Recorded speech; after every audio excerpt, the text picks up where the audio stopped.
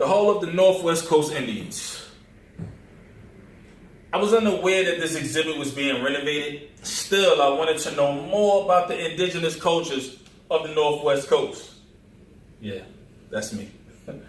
I had to get a lot of my information offline, still.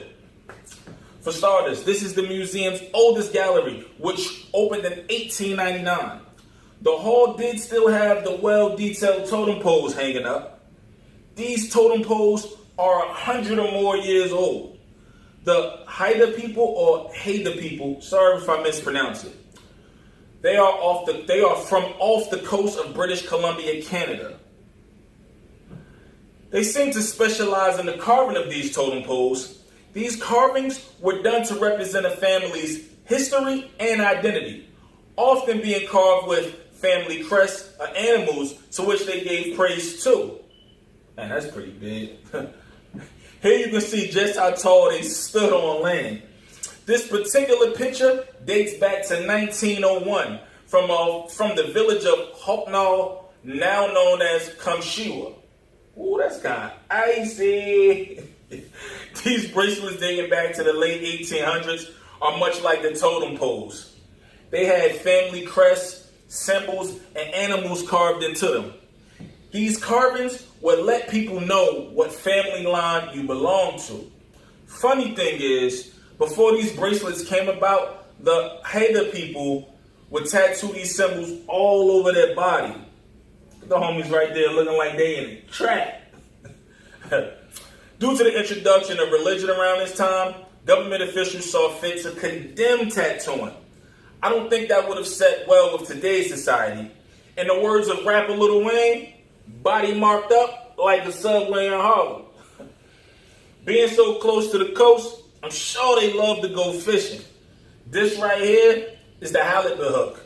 Europeans who came to the Northwest Coast saw the halibut hook as being an ingenious piece of technology, stating that the design was much more effective than their own hooks. The halibut would bite the fake bait on the hook, which was really barbed. Once the fish tried to spit it out, the jaw would get hooked. When this exhibit is reopened, I look forward to seeing it in all its glory. Mexico and Central America. Here we find the Olmecs, centered in the tropic lowlands of the Gulf Coast region. From 1200 to 400 BC, the Olmecs instituted what some would say the first Mesoamerican civilization. They were very important to Middle American archaeology. Building a Great Pyramid, it's pretty great, which was the largest Mesoamerican structure dating between 1000 and 400 BC. In addition to their great archaeology advancements, the Olmecs had a special art style. Mammoth-sized stone sculptures, hey big head, small carved objects made out of jade and other stones. There is still a lot to be discovered about this civilization. Here are some tools that were used in Central America pre-Classic era, which was 2000 BC to 250 CE. Tools in this era were made out of stone, bone, and antler. Tools made out of these materials were said to resist decay. Alright, let's travel to Western Mexico. Although containing a large number of ancient cultures, this region lacked the great senses of cultural innovation that we see in other cultures. Stone architecture was uncommon here. They had no religion, no political systems. One thing for sure though, they sure had a way with their clay pottery. It was getting down with that clay pottery. This display of pottery resembles pots, bowls, and other familiar objects we would use today. This right here looks like a pretty cool tea kettle if you ask me. Now, down here between Central America and the Maya area, we find the Oaxaca. Pardon me if I don't pronounce the name right. The cultures that thrived here were similar to the Olmecs and Mayans. They played a very important role in the growth and achievement to the Mesoamerican civilization. Starting back to 2000 BC, when the Zapotec and Mixtec cultures flourished. There were two different groups of people with different yet similar languages. They also used jade and metals to create sculpt objects. My bad. It's nice though, man. Joints look nice, man. Look, little title. Wow. Here's a quick glimpse of a few other sculptures I saw while visiting the hall. Yeah. This right here is like a sun calendar type thing right here, man. Yeah, it's dope. You think you could build something like that? I think so. Nice. Crazy thing is though, what I noticed about this exhibit, they knew much more about the culture of the indigenous people who lived here than the actual people themselves. Still, awesome exhibit. Africa. In fact, let me take this off, man. Africa. Who that bullet there? Know what I mean? Anyway, 4 main points stuck out to me about this exhibit: religion, politics, economics, and domestication. When I first walked in, I was greeted by this display of little figurines. Above the case read, "Foreign Influence." I felt like from the start, they was trying to strip the African people of who they were before the Americans stumbled upon this land. The two religions that were focused on were Islam and Christianity. Islam brought spiritual and political unity, which was first enforced, but then maintained by the actual strength and unity the religion provided. Christianity, on the other hand, had a lesser unified effect. It was a conflict with traditional African values, which only proved to be largely disruptive to the society, both socially and politically. The African people took in the religion eventually, but changed a few things to make it their own. The economic influence was also displayed, briefly discussing North Africa's contacts with Greeks, Romans, Europe, and Asia. How they introduced the cash economy based on trade. Even though cultivation started in Africa around 5000 BC, they still seem to give much credit to foreign involvement. You know how they do the peoples. Jihad, known as the Holy War. Starting in the 7th century, Islam swept across North Africa. At this time, jihad was considered a sacred duty. This holy war even pushed into Europe and all down the West African coast. Could you imagine doing battle wearing one of these right here? Look pretty heavy, right? Shortly after, things changed from a war thing to a trade thing. Land and resources, folks. It's all about land and resources. Let's talk about Chad, one of Africa's great crossroads. This is one of the many places where cultivation and hunting took place. Herding cattle like sheep and goats, as well as fishing in the nearby lakes.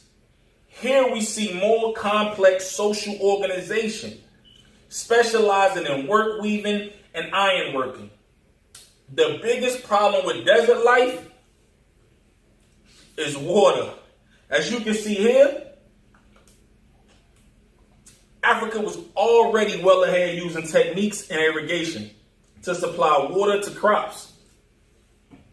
Using many systems like pulleys, levers, and even animal power to pull heavier loads.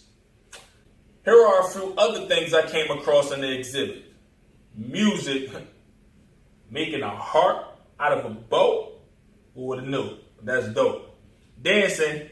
Y'all know we got that rhythm. Millie Rock on any block. Yo, and this right here is the coolest drummer I've ever seen. Oh, and we can't forget about the Mbuti Pygmies. I must say, the further I walked to the back, the more I became amazed and proud at the same time. There is just so much there to learn. I felt out of all the exhibits I visited, this was the most diverse in terms of culture and society being brought to life. Africa. Okay, well, what better way to end this than with the Hall of human origins. Yeah, that's just a picking me with a skeleton of a Neanderthal. Alright, that's enough. Stop monkeying around here. Well, not exactly a monkey, more like a chimpanzee. Now, we have already learned a lot about many of the early hominid species. Homo erectus, Homo ergaster, Homo habilis, and of course, the new kids on the block, Homo sapiens. But I came across a particular showcase called the Family Tree. This one stood out the most to me, as not only did it give names, but it also provided a 3D visual to gaze upon. As you can see, this one goes into depth, opening up a whole new world of bipedal species. Look at this one down here. Sorry if I mess up the name, but Sahelanthropus tchadensis, said to be dated back within the range of 8 to 4 million years ago, and ancestral from the chimpanzee-human speciation events. Here are two others. The Kenyanthropus rudolfensis, it's cool. And this one all the way over here, the Paranthropus boisei. Looks like an orangutan to me. Rebuilding Sema 5, sir. Wait, he looks familiar. Sort of like me when I need a shave. That's a face not even a mother would love. This is the rebuilding of Sema 5. It gives you a breakdown of how the scientist reconstructs from a composite cast of the restored fossil skull to adding tissue and muscle. This is the full skin minus the hair, and then boom. No, not this guy again. Him. A completely reconstruction. Pretty cool. As I walked through this hall, there were a lot of videos playing, talking and giving you visuals about our human origins. There was certainly a great deal of knowledge in one room. Very detailed and lifelike models surrounding from wall to wall. This is one exhibit you just have to come and experience for yourself. Before leaving out, I came across a wall that showed a timeline on it. I saw the name Sahelanthropus tchadensis. Sorry if I mess it up. This time it showed a complete timeline, even giving you dated years to how long ago these species existed.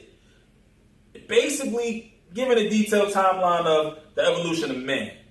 Now, I'll let you guys scroll through this timeline while I go warm up my dinner.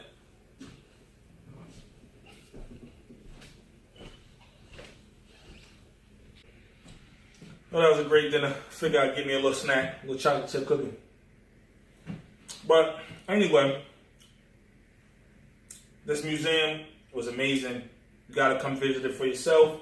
I hope I was able to, provide you guys with a lot of information.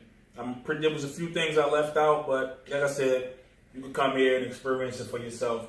It's awesome. Have a great day.